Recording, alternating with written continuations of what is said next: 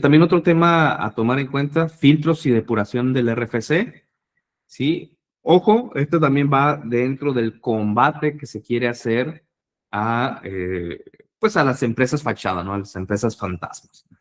Dentro de las facultades que se le dan a la autoridad, en el artículo 27, apartado C, fracción 12, es suspender las actividades o disminuir las obligaciones fiscales de los contribuyentes cuando con base en la información que obra en sus sistemas o aquella proporcionada por otras autoridades o terceros se confirme que durante los 3 ejercicios inmediatos anteriores, sin estar obligado a hacerlo, no han presentado declaraciones, no han sido informados en las declaraciones presentadas por terceros, no han emitido ni recibido comprobantes fiscales, no han presentado avisos ante el RFC y no cuentan con requerimientos de las autoridades pendientes de cubrir. Perdón, este no es tanto enfocado a este tipo de empresas, ¿no? Empresas fantasma.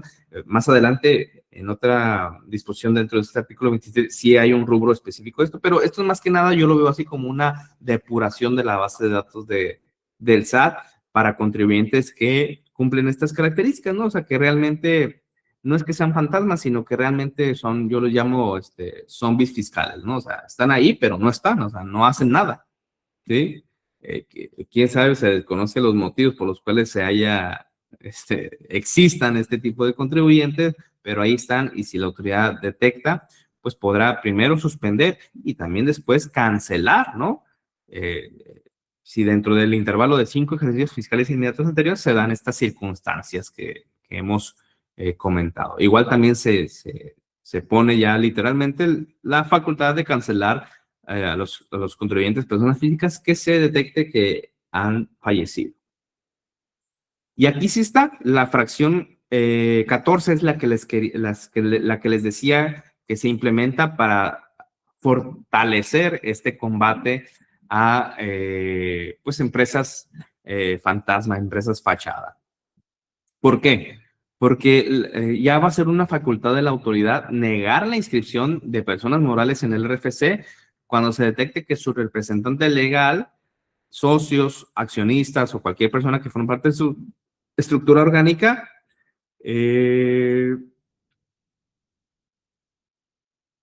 se ubique en alguno de los supuestos establecidos en los artículos 17H, fracciones 10, 11, 12 y 13. Estas fracciones las pongo aquí en las diapositiva a un lado, ¿verdad?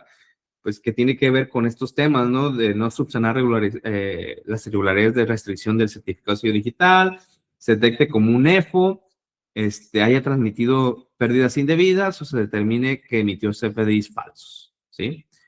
Entonces, o sea, la autoridad no solo va a ver al contribuyente directamente, sino va a ver a los socios, a los accionistas, a quienes forman parte de dicho contribuyente persona moral, que sean también contribuyentes que no estén en este terreno lodoso, ¿no? De la facturación falsa, de la facturación simulada.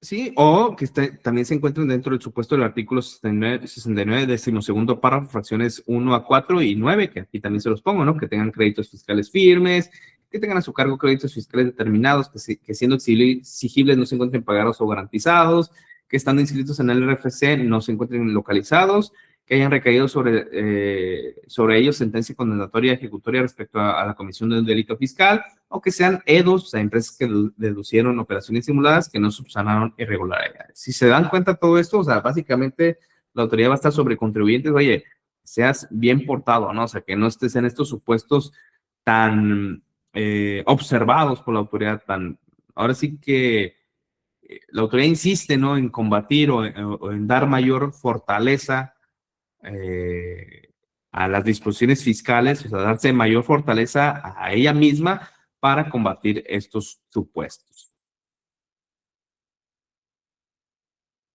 Otras modificaciones a auditorías, bueno, tenemos el SAT se quita una carga de encima, ¿sí? Porque hizo una modificación al artículo 42, quinto párrafo, que es un artículo que nos habla acerca del derecho que tenía el contribuyente a acudir a la autoridad fiscal antes de la emisión de las observaciones, ¿sí?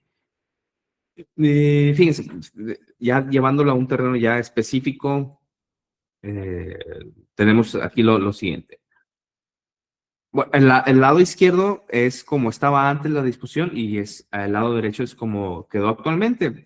Aquí básicamente me quiero enfocar en los comentarios que tengo para ustedes. Dice, con esto se elimina la posibilidad que tenía el contribuyente de disminuir las observaciones previo a la emisión de la última acta parcial, porque se supone que ese era el objetivo, ¿no? Te llamo 10 días antes o al menos, o mínimo, con un mínimo de 10 días antes a emitir las observaciones para hacértelas conocer de viva voz en lo económico.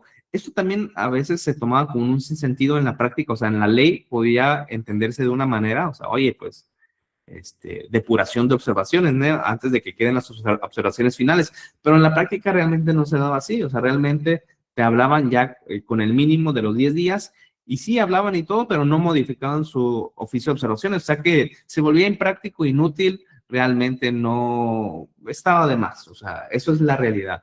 Y yo creo que por eso se hizo esta modificación, precisamente para ya derogarla, o sea, cambiarla, que no sea necesario esta junta previa a los 2 días, porque al final de cuentas, ¿qué pasaba? La autoridad no lo hacía y si se iba a medio de defensa y querían combatir esta situación, a lo máximo que podían llegar a ese medio de defensa era, sí, a una anulación del crédito fiscal, pero para efectos de reponer el procedimiento.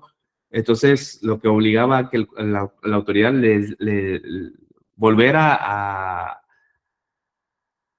retroceder, digamos, a retroceder el tiempo y llegar y darle ese derecho de asistir 10 días antes de la finalización de la auditoría.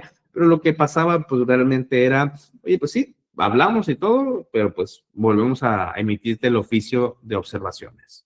O sea, vaya, por eso digo que se quita una carga de encima de la autoridad, porque precisamente se modifica esta fracción y ya no es necesario esa reunión previa, ¿no? Entre contribuyente y autoridad. Bien.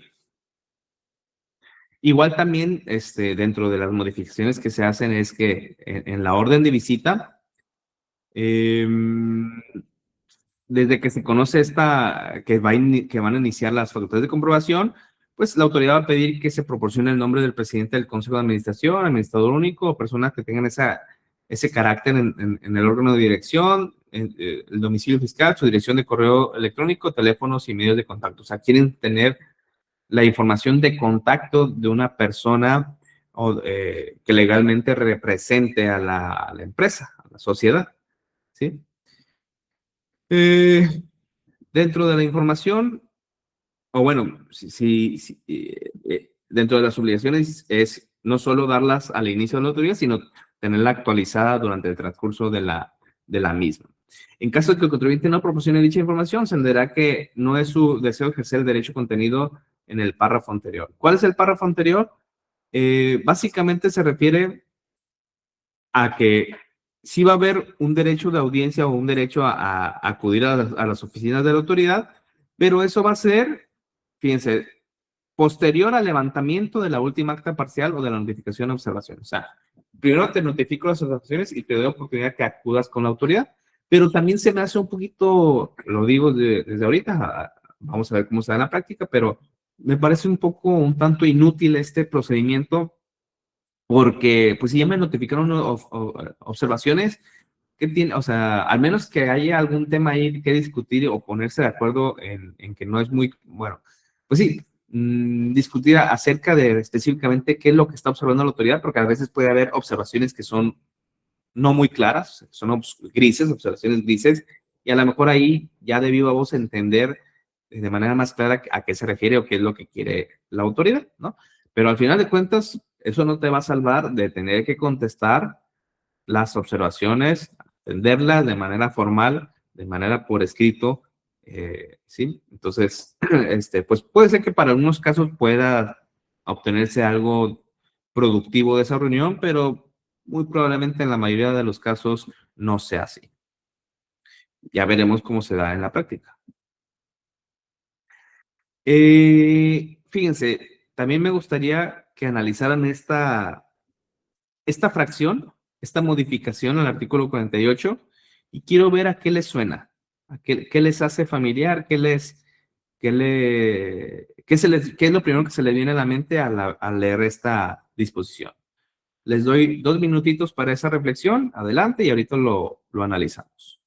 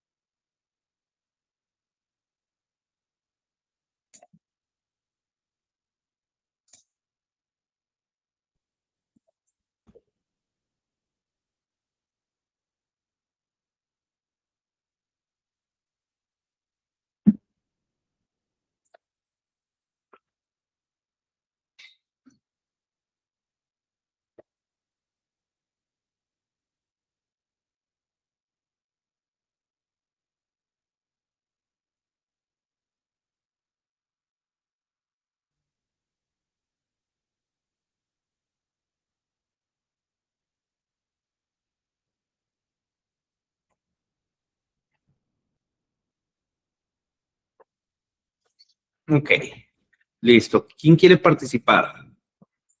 ¿Quién quiere dar su opinión al respecto de qué es lo primero que se les viene a la mente? ¿Qué les suena con esto? Esa es la pregunta.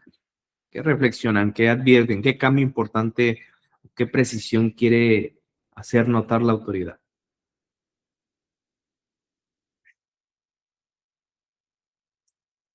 A ver si alguien se anima a escribirlo por chat, pueden hacerlo, participar.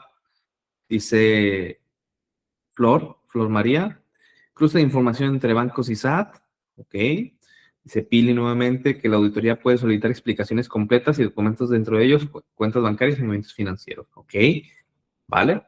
Sí, es parte de lo mismo, pero hay algo más preciso. Fíjense. Está bien porque es parte de lo que la extensión que quiere dar la autoridad, ¿no? Que no haya duda alguna de que puede solicitar sin fin de información, claro, relacionada con el objeto de la auditoría. Pero la presión de información requerida o esta presión, esta reforma que hacen es eh, que busca que no haya duda alguna de que puede solicitar papeles de trabajo y que esos papeles de trabajo que puede solicitar vienen o los puede pedir con las características que la autoridad crea conveniente. ¿Sí? Les pongo aquí, se supone que la forma se hace para aclarar que la autoridad fiscal sí se encuentra facultada para solicitar cualquier dato, documento o informe relativo a su contabilidad para efecto de llevar a cabo su revisión, sin que pueda considerarse que la autoridad se extralimite en el ejercicio de sus facultades al requerir que los informes, datos y documentos sean exhibidos en un orden u origen y metodología de integración conforme lo ameriten las operaciones revisadas. En otras palabras, la autoridad podrá solicitarle al contribuyente papeles de trabajo bajo el formato con el orden, metodología y características que lo crea conveniente. Esto se da porque muchas veces, no sé si ustedes lo han visto, pero en términos jurídicos, cuando la autoridad pide papeles de trabajo, sobre todo en auditorías fiscales, pues a veces los piden de manera súper extensiva, súper detallada, cuestión que el contribuyente no tiene, no cuenta con ellos. O sea, básicamente o en muchas ocasiones el papel de trabajo se hace solamente para atender la auditoría y hay contribuyentes que deciden defenderse señalando, ¿sabes qué? Sí te entregué mis papeles de trabajo sobre los cuales yo determiné mis impuestos, pero no estoy obligado a darte papeles de trabajo que tú me estás pidiendo con información específica. Y muchos de los, y uno de los argumentos que se daban es que, bueno, oye, es que es parte de tu trabajo, autoridad. Tú tienes, yo te doy la información y tú haces tus papeles de trabajo de acuerdo a lo que tú, información que tú requieras, que tú necesites. Pero con esta reforma ya le da la facultad, le da el poder, le da la herramienta a que la autoridad te puede pedir papeles de trabajo con las características que ellos quieran convenientes derivado de lo que estén revisando. ¿Sí? Entonces, es una reforma también, es una precisión, una adecuación que sale del código muy importante porque ya con esto la autoridad pues va a poder, pues sí, aligerarse la carga, la presión y simplemente analizar el perfil del contribuyente, la información que está recabando, que le están dando y solicitar ya puntos finos, puntos particulares de esa cúmulo de documentación, ¿no? A través de papeles de trabajo.